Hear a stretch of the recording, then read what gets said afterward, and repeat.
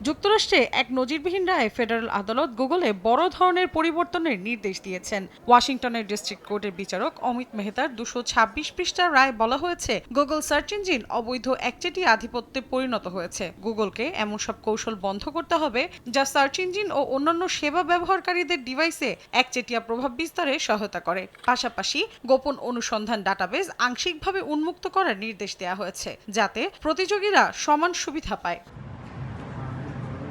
তবে আদালত সরাসরি গুগলের মাল্টি বিলিয়ন ডলারের চুক্তি বন্ধ করেনি, যার মাধ্যমে প্রতিষ্ঠানটি প্রতি বছর 2600 কোটি মার্কিন ডলার ব্যয় করে স্মার্টফোন, পিসি এবং অন্যান্য ডিভাইসে ডিফল্ট সার্চ অপশন ধরে রাখে। বিচারকের মতে এসব চুক্তি নিষিদ্ধ করলে বাজারে ক্ষতির ঝুঁকি বেড়ে যেতে পারে। একইভাবে বিচারক মার্কিন বিচার বিভাগ প্রস্তাবিত গুগলের ক্রোম ব্রাউজার বিক্রি করার আদেশও প্রত্যাখ্যান করেছেন। বলেন, ব্রাউজার আলাদা করা হলে প্রক্রিয়াটি হবে অত্যন্ত জটিল ও ঝুঁকিপূর্ণ, তাই মূল কাঠামো অক্ষুণ্ণ রেখেই গুগলের কার্যক্রম নিয়ন্ত্রণে আনা প্রয়োজন বলেও উল্লেখ করেন তিনি।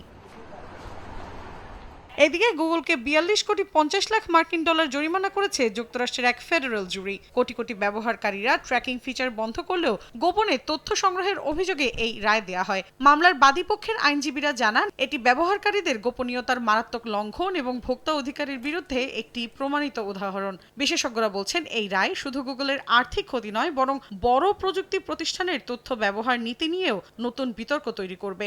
একই সঙ্গে ভবিষ্যতে গোপনীয়তা রক্ষার আইনি কাঠামো আরও কড়াকড়ি করার চাপ বাড়তে পারে। মৌসুমী সাথী, সময় সংবাদ।